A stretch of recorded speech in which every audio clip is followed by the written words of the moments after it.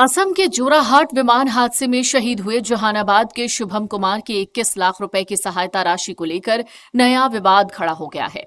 शहीद के पिता ने दावा किया कि बेटे की शादी नहीं हुई थी, जबकि प्रशासन दस्तावेजों के आधार पर श्रेया राय को वैध पत्नी बताया जा रहा है। असम के जोराहाट में 13 जून को भारतीय वायुसेना के एक जवान की मौत हो गई। वायुसेना का एक विमान लैंडिंग के दौरान क्रैश हो गया। इस हादसे में कुल 5 जवान शहीद हुए, जिनमें जहानाबाद के रहने वाले शुभम कुमार भी शामिल हैं। उनकी शहादत के बाद सरकार की ओर से उन्हें 21 लाख रुपए की सहायता राशि को लेकर अब परिवार और प्रशासन के बीच विवाद छिड़ गया है। शहीद के पिता अमरेंद्र शर्मा ने आरोप लगाया है कि अधिकारियों ने मिलीभगत करके ये राशि शुभम की कथित पत्नी श्रेया को दे दी है। वहीं प्रशासन दावा कर रहा है कि दस्तावेजों में श्रेया ही शुभम की पत्नी है। मीडिया से बातचीत करते हुए अमरेंद्र शर्मा ने कहा कि मेरे बेटे की शादी नहीं हुई है तो श्रेया उनकी पत्नी कैसे हो सकती है। साथ ही उन्होंने श्रेया और उनके परिजनों पर कई गंभीर आरोप लगाए हैं।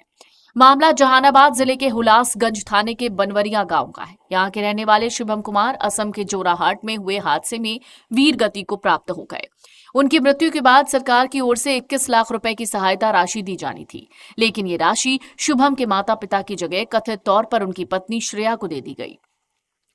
इसी को लेकर शहीद के पिता अमरेंद्र शर्मा ने प्रशासन पर सवाल उठाए। उन्होंने साफ कहा कि मेरे बेटे की शादी नहीं हुई थी। शहीद शुभम कुमार के पिता अमरेंद्र कुमार का कहना है कि शुभम और श्रेया की शादी तय हो चुकी थी, लेकिन इसी बीच उनकी मां यानी शुभम की दादी की मृत्यु हो गई, जिसकी वजह से शादी को आगे के लिए टाल दिया गया। फिर दोनों परिवार की मर्जी से नवंबर में शादी की तारीख फिक्स हुई और इसे लेकर परिवार तैयारी कर रहा था, लेकिन अब जब शुभम की मृत्यु हो गई है तो बिना शादी के ही श्रेया पैसे लेकर चली गई है।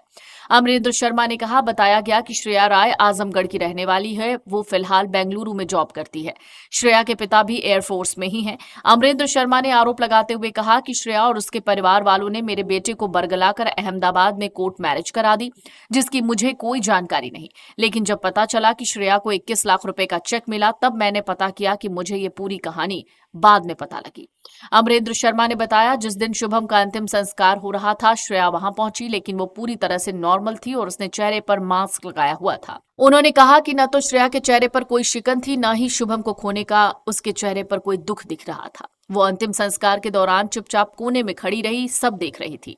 एक ओर पूरा परिवार इस दुख को झेल नहीं पा रहा था, दूसरी तरफ वो शांत खड़ी थी। साथ ही चेक मिलने के बाद वो चुपचाप चली गई। अमरेंद्र शर्मा साफ कहते हैं, सरकार की ओर से मिलने वाली राशि को लेकर ना तो उन्हें और ना ही उनके परिवार में किसी को बताया गया। हुलासगंज के सीओ ने अंतिम संस्कार वाले दिन चुपचाप श्रेया से डील किया और गया में उन्हें बुलाकर 21 लाख रुपए का चेक सौंप दिया।